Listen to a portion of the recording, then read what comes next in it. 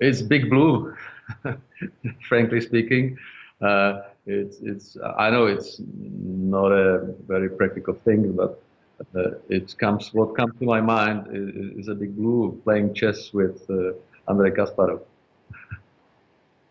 So yeah, that's the very first thing. I know there are plenty of artificial intelligence use cases these days. I actually met the guy who established a startup which developed some kind of logic that can find the correlation between the purchase behavior of the people and the weather.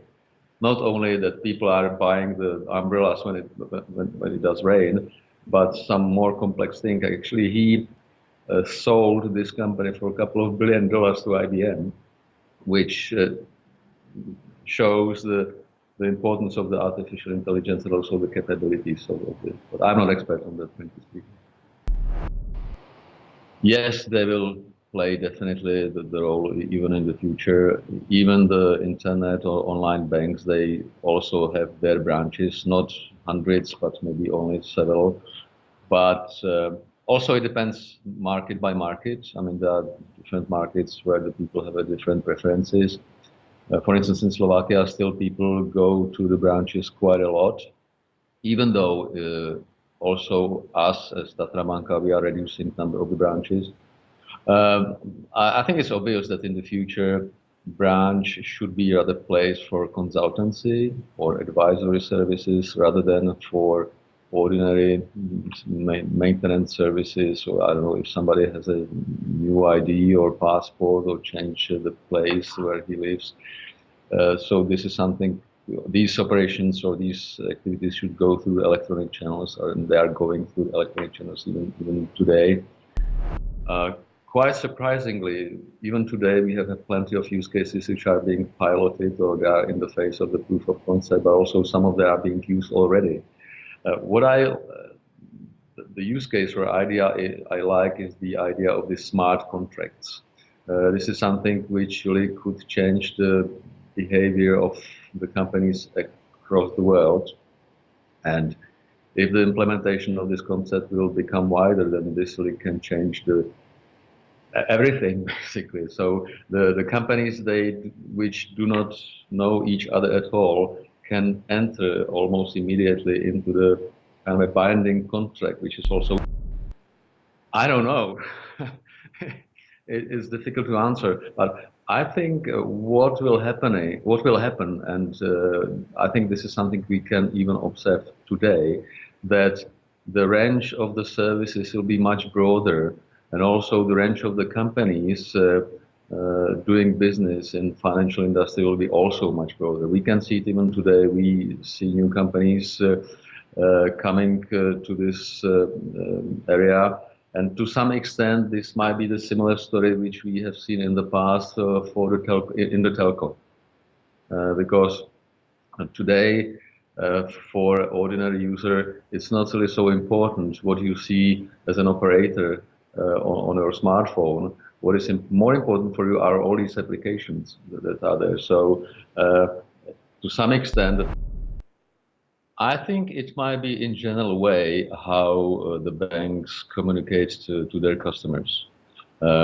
It starts with the usage of all these video calls or biometrical identification of the customers. I mean, we also as a bank use the voice biometrics, for instance, to identify our customers when they call the call center.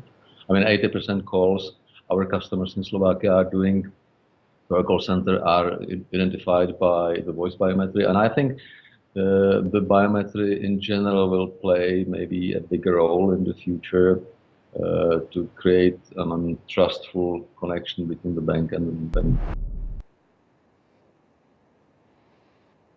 Yeah, I think the future development of these payments will be different in the different regions and maybe different countries.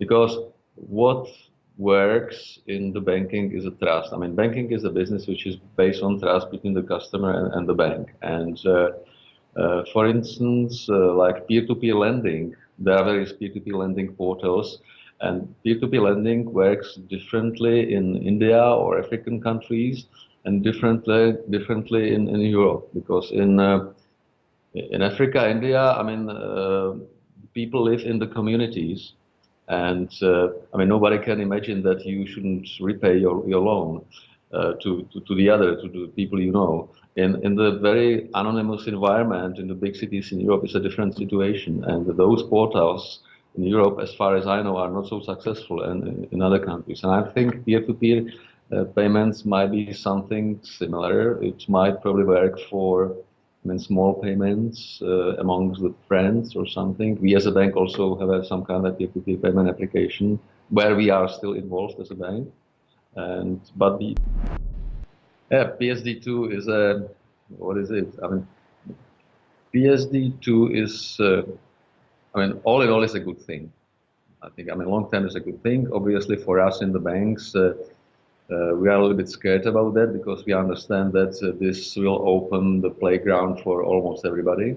And we might end up, as a banks, in a similar situation like the operators I mentioned before, that we might lose, I mean, direct contact with our customers. At the same time, this is also an opportunity for us as for everybody. Yes, we have certain disadvantages. We are a big companies, we are quite risk averse, very traditional. So it will be difficult to compete with the new startups with their fresh minds. I like one, which is the quote of Carl Gustav Jung. And it says that there is only one way in your life, and this is your way, which basically says that we are all different and we shouldn't be jealous of the successes of the others and try to. I think you reveal that once you leave the team, because in ideal case, in my view, nothing should happen. I mean, if you are in a situation that if you leave for a month or half a year, then the organization can operate without any major difficulties.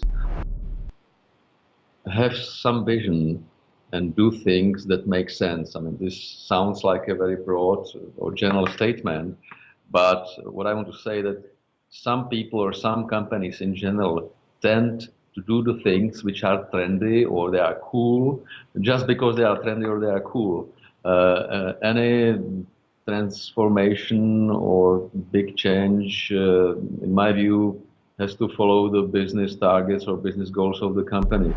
I think for any kind of transformation, what is really primary thing is what could we call culture or mindset. But I think at the very beginning there needs to be a very clear vision of what we really want to achieve, and then the rest will come anyway.